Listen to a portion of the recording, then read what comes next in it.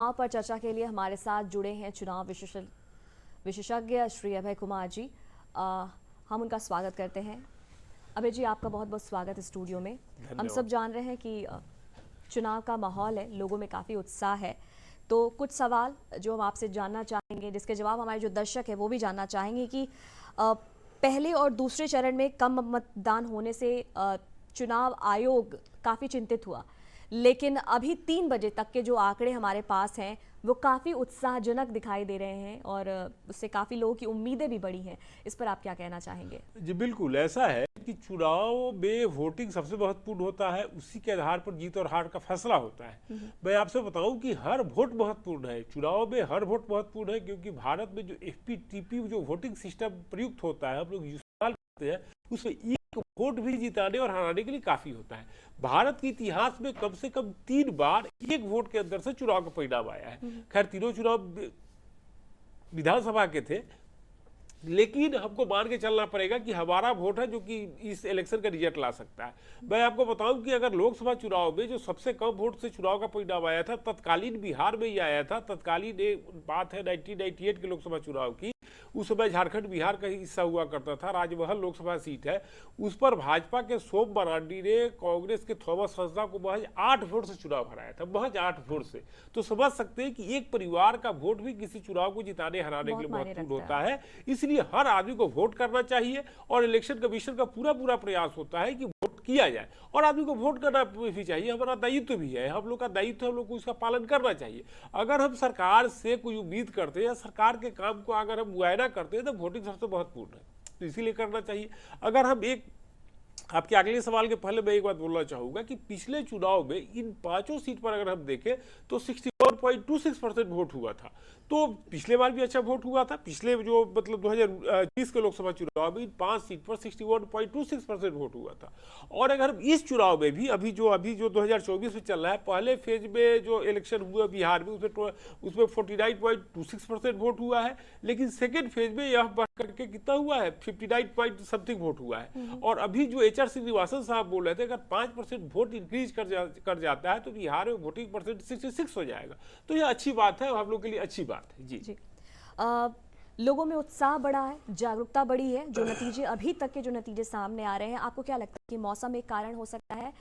लेकिन क्या चुनाव आयोग द्वारा निरंतर जो जागरूकता के कार्यक्रम चलाए जा रहे हैं, ये भी एक वजह हो सकती है? देखिए, रामनाथ कोविंद साहब जो देश के पूर्व राष्ट्रपति हैं, उन्होंने एक आर्टिकल लिखी एक अखबार में, उसमें उन्होंने कहा कि इलेक्शन कभी भी कराइए तो थोड़ा मौसम देख के कराइए। और अभी इसमें कोई शक नहीं कि मौसम एकाएक जो रुख बदला है, इतनी गर्मी आ गई है, उसका असर कहीं ना कहीं पहले और दूसरे फेज में देखने को मिला है। यह हम लोग के लिए बहुत खुशी की बात है कि कम से कम आज मौसम ने इतना मेहरबानी किया है कि आज निकल करके अच्छे से वोट कर रहे हैं। और हम भगवान से या उम्मीद करेंगे कि आने वाले में भी अगर मौसम ठीक रहे ताकि लोग अच्छे से निकल के वोट कर सके। तो खैर मौसम हम लोग के हाथ में तो है नहीं, लेकिन अगर इलेक्शन कमीशन जो काम कर रहा है वो अभी काफी काबिल तारीफ है। मैं जहाँ रहता हूँ, हम लोग का अभी वोट नहीं हुआ कि हर दिन सुबह आकर के निकलिए, वोट कीजिए, ऐसे कीजिए, तो अच्छी बात है। और इलेक्शन कमीशन काफ़ी अच्छा काम कर रहा है। इलेक्शन कमीशन का ये भी होना चाहिए, तो अच्छा काम कर रहा है।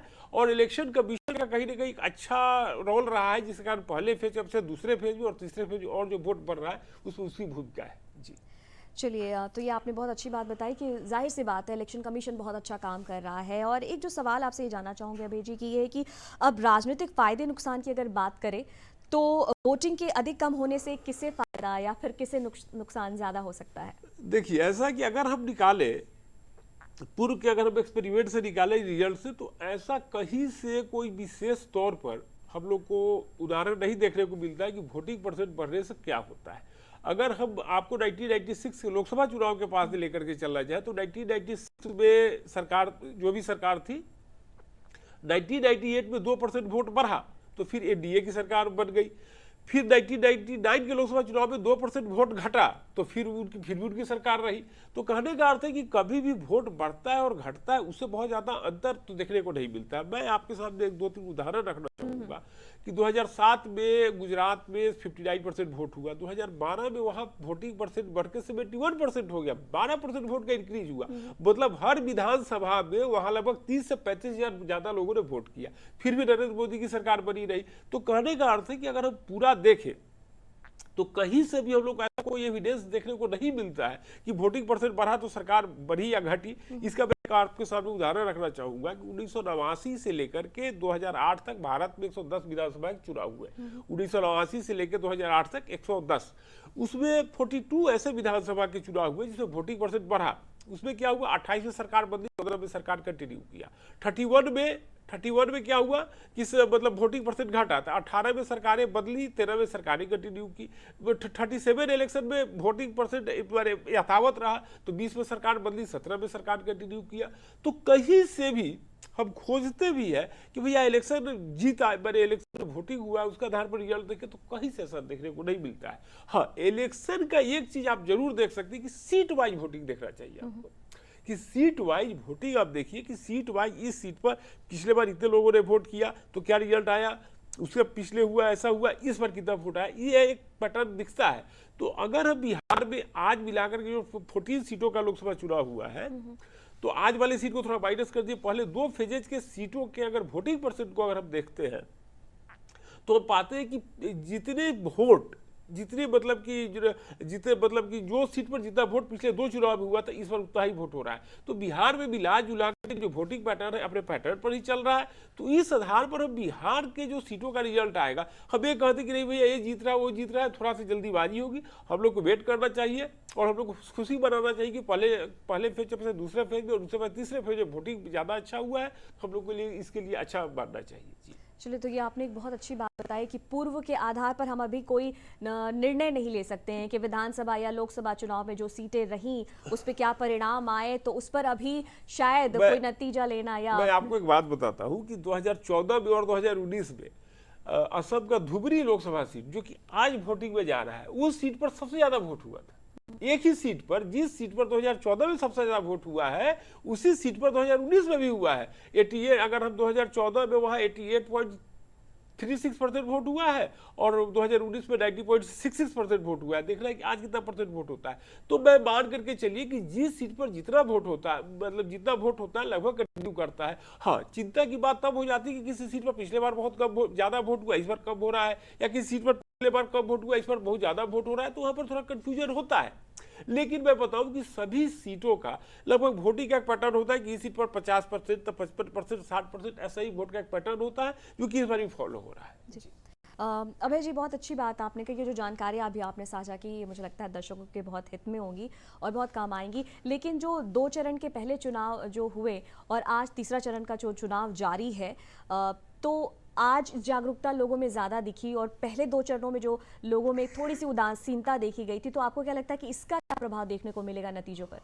ये देखिए, अगर आप सच पूछिए तो मैं एक बात मान के चलूंगा कि पहली फेज में जो हम लोग को थोड़ा मतलब निराश मिली कि थोड़ा कम वोटिंग का, वो मैं बहुत ज़्यादा नहीं मानता हूँ। क्योंकि अगर पहले फेज में जिन सीटों पर चुनाव हुआ था, तो सबसे कम वो 102 सीटों में सबसे कम हुआ था बिहार के नवादा सीट पर 49 लगभग 49%। इस चुनाव में लोगों को उतना ही वोट हुआ है। तो जिस सीट पर जितना वोट का पैटर्न है उतना ही वोट का पैटर्न, उतना ही वोट हुआ है। तो कहने का अर्थ बहुत ज्यादा निराशा की बात नहीं है। लेकिन हाँ, अगर जैसे कि मैं बता रहा हूँ नवादा सीट पर 49 या 52%, एक बार 52 हुआ 2019 में, इस बार 49 हुआ, तो कहने का अर्थ है कि वहां की जनता को सोच करके आगे निकल के आगे वोट करना चाहिए। और एक बात मैं और बताऊं कि बिहार में जो थोड़ा वोट परसेंट अगर कम हुआ है, तो माइग्रेशन बहुत बड़ा कारण है कि यहाँ के लोग बाहर जाके नौकरी करते हैं, नौकरी करने के लिए बाहर जाना पड़ता है। एक बात मैं और आपको बताऊं कि पिछले आज का जो 5 लोकसभा सीटों का जो चुनाव हुआ है, 2014 और 2019 में 5 दोनों इलेक्शन में महिला का वोट ज्यादा हुआ था पुरुषों के अपेक्षा। आप महिलाओं का वोट ज्यादा वोट हुआ था, लगभग हर सीट पर 5 से 6% पुरुष अपेक्षा महिला का वोट ज्यादा हुआ था। बिल्कुल। तो दोनों इलेक्शन में 2014 और 2019 दोनों में। तो कहने का अर्थ है कि इस तरह अगर हम देखते हैं तो अच्छा ये होता है कि मतलब माइग्रेशन के कारण भी बिहार में थोड़ा वोटिंग कम होता है। तो ये भी एक कारण है। तो हमारी जो महिला वोटर्स है वो बधाई के पात्र हैं और तमाम वोटर्स सभी बधाई के पात्र हैं कि आप इस जागरूकता कार्यक्रम से जुड़कर या फिर इसका लाभ उठाकर, इससे लाभान्वित होकर, प्रेरित होकर आप इस वोटिंग में आपने अपना योगदान दिया और इस लोकतंत्र में आप अपना योगदान दे रहे हैं। हमारे साथ अभय जी जुड़े हुए हैं। अभय जी, हम आपका धन्यवाद करना चाहेंगे। आपने इतने बहुत सारी महत्वपूर्ण जानकारी, अपने राय, अपने विचार हमारे साथ साझा किए, इसके लिए आपका बहुत बहुत धन्यवाद।